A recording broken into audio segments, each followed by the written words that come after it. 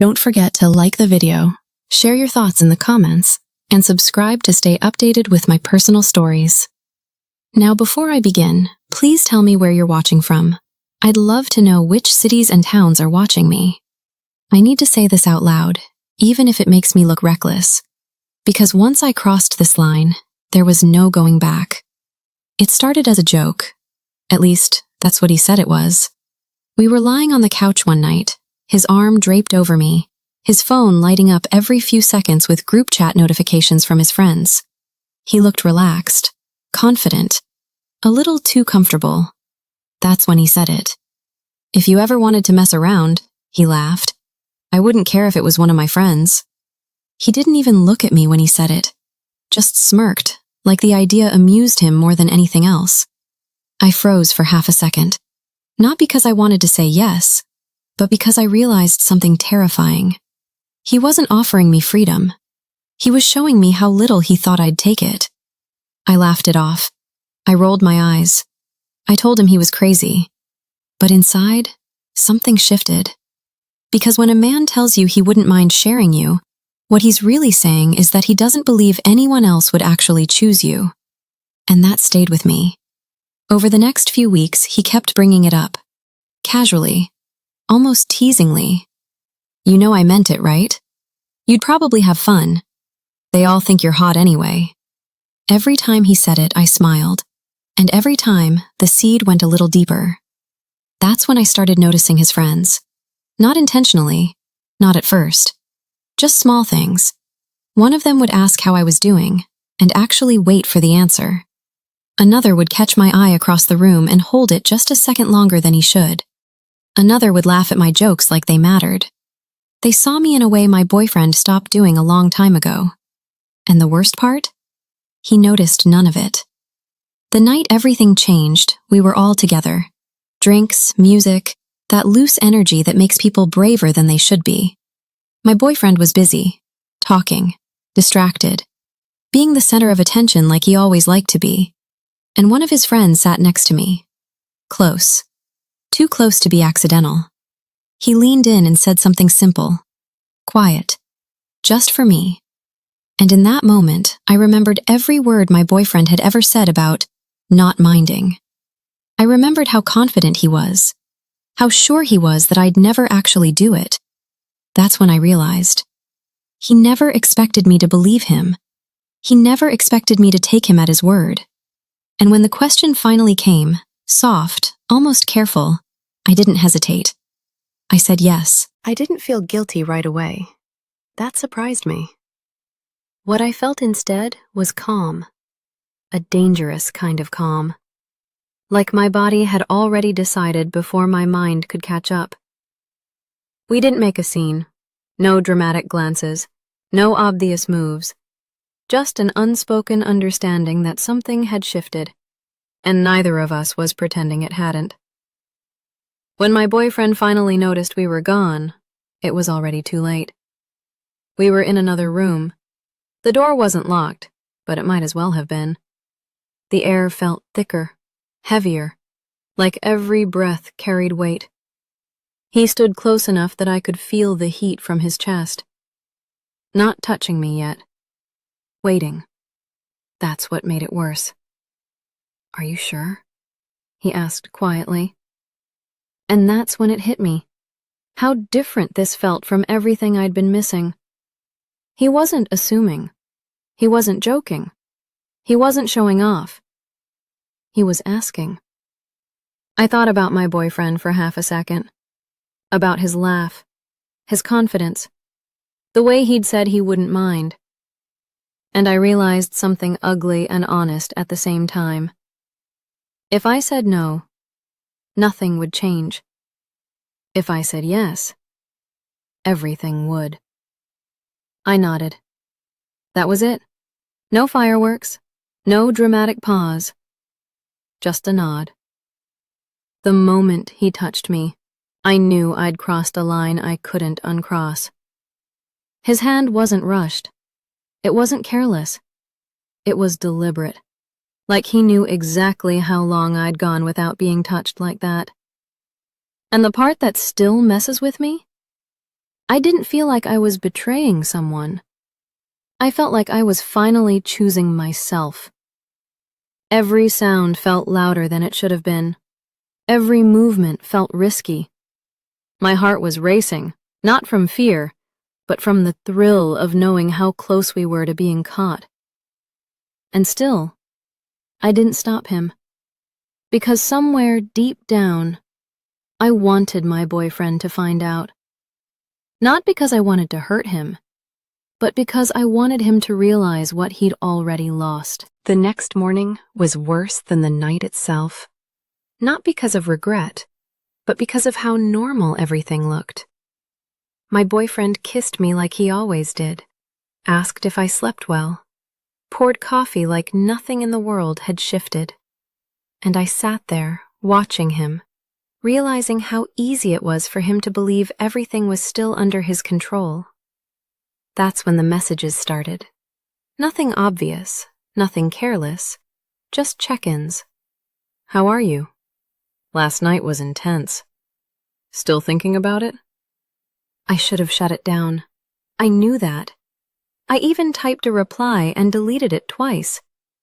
But instead of stopping it, I let it breathe. And that's how it turned into something else. We didn't rush into it. That would have made it feel cheap. Instead, it stretched. Quiet moments, lingering looks when we were all together. Conversations that felt innocent on the surface, but heavy underneath. The tension was the worst part, because my boyfriend started noticing it before he understood it. He'd wrap an arm around me a little tighter when his friend walked by. He'd joke more aggressively, laugh louder. Like instinctively, he felt something slipping and didn't know why. One night, he finally said it. "You've been different lately." I asked him what he meant. He shrugged. "I don't know. Just distant." I wanted to tell him the truth right then. Not out of guilt, but because I wanted to see his face when he realized his joke wasn't a joke anymore. But I didn't. Because the truth is, I wasn't ready to end it yet. The second time wasn't spontaneous. It was planned. That's what made it impossible to pretend anymore. We knew the risks. We talked about them quietly. We agreed on what it was and what it wasn't. And still, when it happened again, it felt heavier than the first time.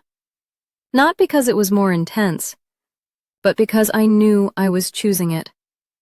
After that, there was no accidental, no confusion, no pretending. And deep down, I knew something else, too. My boyfriend didn't need to catch us. He already felt it. He just didn't realize yet that the moment he offered me to his friends, he stopped being the one I was choosing. He confronted me 2 days later. Not angry, not yelling. That's what caught me off guard. We were in the kitchen. Same coffee mugs, same routine. But his voice was different. Lower, tighter, like he was trying to hold something together with one hand. "Did you mean it?" he asked. I knew exactly what he was talking about. "When?" I said, even though my chest was already tight. "When I said you could be with my friends," he replied. "Did you take that seriously?" I looked at him then. Really looked. And for the first time, I didn't see confidence. I saw doubt. The kind that shows up too late. "You said you wouldn't mind," I told him. Calm, honest, almost gentle. He laughed, but it wasn't real. "I didn't think you actually would." There it was. Not betrayal, not heartbreak. Disbelief. And something inside me hardened. Because that sentence said everything. He didn't trust me to choose myself. He didn't believe I was desired. He thought the rules only worked one way. I didn't confess. Not fully. I didn't have to. The silence between us did enough damage on its own. After that, everything shifted. He became attentive again, too attentive. Compliments that felt rehearsed, touch that felt like an apology instead of desire. And meanwhile, his friend stayed quiet. No messages, no pressure, just space. Which somehow made it worse, because it proved the difference between them. Weeks passed. Then one night, my boyfriend said something he can never take back. "I shouldn't have offered you like that," he muttered. "I didn't think you'd matter to them." That was the moment I knew. This wasn't about jealousy. It was about control. And control, once broken, never really comes back. I didn't correct him. I didn't argue. I just realized that the yes I'd given wasn't the real betrayal. The real betrayal was how easily he gave me away, and how shocked he was when someone else actually wanted me. I didn't tell him everything. Not because I was scared, but because I didn't need to. Some truths don't need details. They live in the way someone looks at you differently once they realize they miscalculated. We didn't end things in a dramatic way. No screaming, no confessions. Just distance growing where certainty used to be. He stopped joking after that. Stopped offering. Stopped acting untouchable. And I stopped pretending I hadn't already crossed a line he could never uncross. The irony is, if he had never said those words, none of this would have happened. If he had never treated me like an option, I might have stayed loyal to being chosen. But once you show someone how replaceable you think they are, you don't get to decide what they do with that information. I didn't ruin the relationship. I exposed what it really was. And sometimes the moment you say yes to someone else is the moment you finally say no to being underestimated.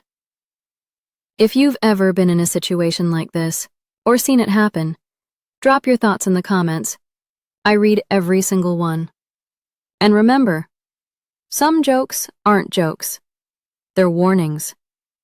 And by the time you realize that, it's already too late.